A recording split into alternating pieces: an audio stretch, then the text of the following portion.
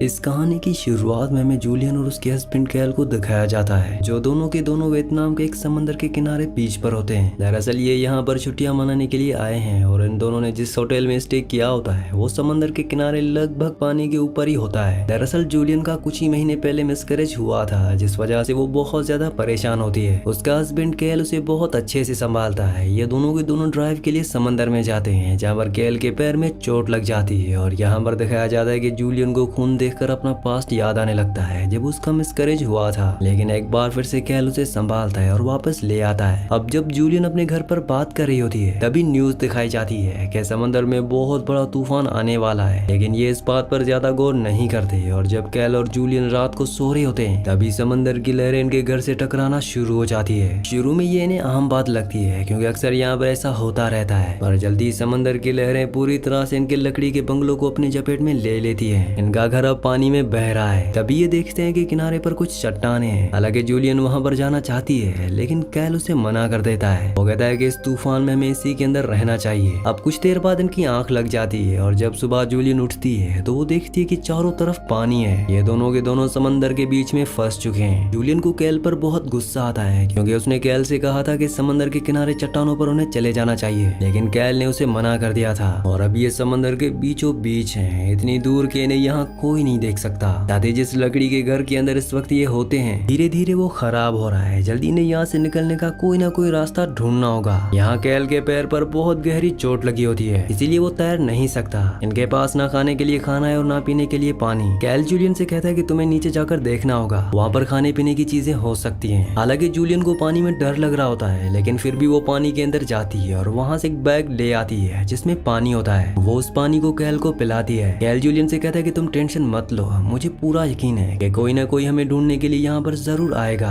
अब ये दोनों यहाँ पर सूरज की किरणों से बोतल के थ्रू आग जलाने की धुआं पैदा करने की कोशिश करते हैं ताकि धुएं को देखकर कोई इन्हें बचाने के लिए आ जाए, पर ये ऐसा नहीं कर पाते। इसके बाद ये दोनों के दोनों वहीं पर ही लेट जाते हैं और तभी इन्हें एक हेलीकॉप्टर की आवाज सुनाई देती है। जूलियन देखती है कि आसमान में एक हेलीकॉप्टर है और वो इनसे बहुत दूर होता है, इसीलिए हेलीकॉप्टर वाले इन्हें नहीं देख पाते और जूलियन की आंखों के सामने वो हेलीकॉप्टर वापस चला जाता है। हालांकि जूलियन चीख रही होती है, चिल्ला रही होती है, लेकिन वो जूलियन की आवाज नहीं सुन सकते। अब कुछ देर बाद जूलियन देखती है कि इनसे बहुत दूर एक शिप है। वो हाथ हिलाकर उन्हें इशारा करने की कोशिश करती है, लेकिन शिप की दूरी की वजह से शिप वाले जूलियन को नहीं देख पाते। कैल की भी आंख खुल जाती है और वो बोतल से एक बार फिर से आग जलाने की कोशिश करता है, लेकिन इस बार वो कामयाब हो जाता है और धुआं उठना शुरू हो जाता है। पर इससे पहले कि शिप वाले इस धुएं को देखते शिप इनसे काफी दूर जा चुका होता है। ये दोनों एक बार फिर से हताश हो जाते हैं, लेकिन इनकी मुसीबतें यहाँ पर खत्म नहीं होती। धुआं उठाने के लिए जो उन्होंने आग लगाई थी अब वो पूरे के पूरे घर में फैल जाती है। आग इतनी बढ़ जाती है कि इन्हें उस घर से नीचे कूदना पड़ता है। ये दोनों की दोनों समंदर के पानी में कूद जाते हैं और उनकी आंखों के सामने इनका पूरा का पूरा घर, जो कि इनका एक शेल्टर था, वो जल जाता है। वीडियो में आगे बढ़ने से पहले एक जरूरी अनाउंसमेंट, अगर आप साईफाई, सर्वाइवल और हॉरर मूवीज के शौकीन हैं तो हमारे दूसरे चैनल को सब्सक्राइब कर लीजिए, क्योंकि वहाँ पर हम हॉरर और साईफाई मूवीज अपलोड करते हैं। तो आप सबसे रिक्वेस्ट है कि जल्दी से जाके हमारे दूसरे चैनल को सब्सक्राइब कर लीजिए। चैनल का लिंक नीचे डिस्क्रिप्शन में है। अब इनके सामने कुछ लकड़ी के टुकड़े होते हैं, उन्हीं के सहारे ये तैरते हैं। पर कैल के पैर में जख्म है जिससे खून निकल रहा होता है और खून की स्मेल से शार्क उनकी तरफ आना शुरू हो जाती है। कैल कहता है कि हमें जल्द से जल्द लकड़ी के किसी बड़े टुकड़े के ऊपर बैठना होगा। इनके सामने लकड़ी का एक बड़ा टुकड़ा होता है और इससे पहले कि शार्क इन्हें अपना शिकार बना थी, ये दोनों के दोनों लकड़ी के टुकड़े के ऊपर चले जाते हैं और तभी शार्क्स इन तक पहुंच जाती है। लेकिन ये शार्क्स नहीं बल्कि डॉल्फिन्स होती हैं, जिन्हें देखकर ये हंसते हैं क्योंकि इन्हें लग रहा था कि ये शार्क्स हैं। अब ये दोनों के दोनों लकड़ी के ऊपर हताश पड़े हुए हैं। जूलियन कहती है कि ये सब मेरी वजह से हुआ, अगर मेरा मिसकैरेज नहीं होता, मैं डिप्रेशन में नहीं जाती, तो कभी हम वियतनाम छुट्टियां मनाने के लिए नहीं आते। कैल जूलियन से कहता है कि इसमें तुम्हारी कोई भी गलती नहीं है, हम यहाँ से जिंदा जरूर निकलेंगे और एक बार फिर से जिंदगी को जिएंगे। बातें करते करते ये दोनों सो जाते हैं और जब जूलियन की आंख खुलती है तो वो देखती है कि उसका लकड़ी का टुकड़ा कैल के लकड़ी के टुकड़े से दूर जा चुका है। साथ ही उसके पैर से जो खून निकल रहा था वो पानी में पूरी तरह से फैल चुका है। अब वो किसी भी तरह से कैल तक पहुंचना चाहती है, इसलिए समंदर में कूदकर वो कैल की लकड़ी के टुकड़े की तरफ बढ़ती है और यहाँ पर शार्क्स इन पर अटैक कर देती हैं। कैल भी लकड़ी के टुकड़े से गिर जाता है। जूलियन किसी तरह से लकड़ी के टुकड़े के ऊपर जाती है और कैल को ऊपर खींचने की कोशिश करती है, और तब तक शार्क्स उसके ऊपर कई बार हमला कर चुकी होती हैं। जूलियन किसी तरह से लकड़ी के टुकड़े को पटवार बनाकर उस बड़े लकड़ी के टुकड़े को, जिस पर वो खुद होती है और उसका हस्बैंड नीचे लटका हुआ होता है, उसे शार्क्स से दूर ले आती है। जूलियन बहुत ज्यादा थक चुकी होती है, इसीलिए वो सो जाती है। उसका हस्बैंड भी बेहोशी की हालत में होता है। और अब जब जूलियन की आंख खुलती है तो वो देखती है कि वो समंदर के किनारे पर है। उसका हस्बैंड कैल अभी भी बेहोश होता है। उसे उठाने की जगाने की कोशिश करती है और जल्दी उसे पता चल जाता है कि उसकी मौत हो चुकी है। इस बात से वो पूरी तरह से टूट जाती है। कुछ वक्त पहले उसने अपने बच्चे को खो दिया था और आज उसने अपने हस्बैंड को खो दिया, जिसके लिए वो अपने आप को जिम्मेदार समझती है, क्योंकि उसी के कहने पर उसे डिप्रेशन से बाहर निकालने के लिए कैल उसे इस आइलैंड पर लेकर आया था। वो जोर जोर से चिल्लाने लगती है और वहीं पर गिरकर बेहोश हो जाती है। सुबह जब उसे होश आता है तो वो देखती है कि कैल की बॉडी वहाँ पर नहीं है, क्योंकि समंदर की तेज लहरें उसे बहाकर दोबारा समंदर के अंदर ले गई होती हैं, जहाँ पर बड़ी बड़ी शार्क्स हैं। तभी जूलियन को कैल की बॉडी दिख जाती है। वो अपने आपे में नहीं होती, इसलिए वो उसे बचाने के लिए समंदर की तरफ बढ़ने लगती है और तभी एक शार्क उसके पैर पर हमला करके उसके पैर को जख्मी कर देती है। जूलियन होश में आती है और वापस समंदर के किनारे बीच पर आ जाती है। वो देखती है कि चारों तरफ धूल उठ रही है। तभी उसे चट्टान दिखती है। जूलियन बड़ी मुश्किल से उस चट्टान के ऊपर चढ़ती है और जब चट्टान के ऊपर जाती है तो वो देखती है कि वहाँ पर एक आदमी एक गोल बोट पर सो रहा होता है, जो यहाँ पर मछलियाँ पकड़ने के लिए आए हैं। उसे एक उम्मीद नजर आती है। वो जल्दी से उस आदमी के पास जाती है और उसे समझाने की कोशिश करती है कि उसके हस्बैंड की मौत हो चुकी है, वो यहाँ इस आइलैंड पर फंस चुकी है, लेकिन ये एक वियतनामी है, इसे इंग्लिश समझ नहीं आती। जूलियन उसे बड़ी मुश्किल से समझाती है कि उसे मदद की जरूरत है। वो उसे अपने पैर का जख्म भी दिखाती है, जिसके बाद वो उसके जख्म को स्टिच करता है। यहाँ पर वो आदमी मछलियाँ पकड़ने के लिए आया है, इसलिए वो अपना ट्रैप बिछाने के लिए समंदर के नीचे जाता है और जब वो समंदर के नीचे होता है तभी शार्क उस पर हमला कर देती है। जूलियन को पता चल जाता है। वो उसे आवाज देती है, लेकिन उसका कोई भी नामो निशान नहीं होता। और कुछ ही पलों के बाद वो समंदर के ऊपर आ जाता है। दरअसल शार्क ने उसके ऊपर हमला करके उसे जख्मी कर दिया होता है। जूलियन उसे बचाने के लिए पानी में कूदती है ताकि उसे ऊपर बोट में ले आए, लेकिन अब शार्क्स इन दोनों के ऊपर हमला कर देती हैं। जूलियन किसी तरह से वापस बोट के ऊपर आ जाती है, लेकिन शार्क्स उस आदमी को मार देती हैं और अब जूलियन एक बार फिर से बोट के ऊपर पूरी तरह से अकेली होती है। जूलियन अभी सोच ही रही होती है कि उसे क्या करना चाहिए, तभी शार्क्स एक बार फिर से उसके ऊपर हमला कर देती हैं। यहाँ पर जूलियन को बोट के ऊपर एक ब्लेड मिलता है। वो उसे शार्क के ऊपर हमला करती है, जिससे शार्क यहाँ से चली जाती है, लेकिन शार्क इतनी आसानी से उसका पीछा छोड़ने वाली नहीं है। वो जूलियन की बोट का पीछा करना शुरू कर देती हैं और एक ऊंची छलांग लगाकर उसकी बोट को पानी में पलट देती हैं। अब जूलियन बोट के नीचे होती है। उसे पता है कि उस तक दोबारा शार्क्स जरूर आएंगी, वो उस पर हमला करेंगी, इसलिए इस बोट का जो एंकर होता है वो उसे अपने पैरों से बांध लेती है। शार्क को इस बारे में कोई भी अंदाजा नहीं है कि अब वो किस तरफ बढ़ रही है और जब वो नीचे से जूलियन के ऊपर हमला करने के लिए ऊपर की तरफ आती है तो एंकर उसकी आर पार हो जाता है, जिससे शार्क की वहीं पर मौत हो जाती है। जूलियन इसके बाद एंकर की रस्सी को खोलकर पानी में छोड़ देती है, जिससे वो शार्क पानी में गहराई में डूब जाती है। अब जूलियन उसी बोट के ऊपर लेट जाती है। वो आसमान को देख रही होती है। उसे पता है कि आसपास ही कोई ऐसा किनारा है जहाँ पर इंसान रहते हैं। तभी यहाँ पर वो आदमी जो कि वियतनामी था, जो मछलियाँ पकड़ने के लिए आया था, उसकी बोट अब तैरते तैरते एक जगह पहुंच जाती है, जहाँ से वो देखती है कि किनारे पर कुछ मछुआरे हैं। साथ ही वो डेंजर जोन से निकलकर अब एक सेफ जोन पर पहुंच चुकी है। दूर से जो फिशरमैन होते हैं वो जूलियन को देख लेते हैं। उन्हें पता चल जाता है कि बोट पर कोई है जिसे मदद की जरूरत है। जूलियन आसमान की तरफ देखकर एक राहत की सांस लेती है। हालांकि उसे अपने हस्बैंड कैल को खोने का बहुत दुख है, लेकिन अब वो चाह कर भी कैल को वापस नहीं ला सकती। लेकिन इस पूरी जर्नी में उसने एक चीज सीख ली कि जिंदगी में चाहे कितना भी मुश्किल वक्त हो, इंसान को हमेशा लड़ना चाहिए, क्योंकि जो लोग मुसीबतों से मुश्किलों से लड़ते हैं उन्हें जिंदगी जीने का एक दूसरा मौका देती है। जिस तरह से जूलियन को मिला, अगर उसने शार्क से हार मान ली होती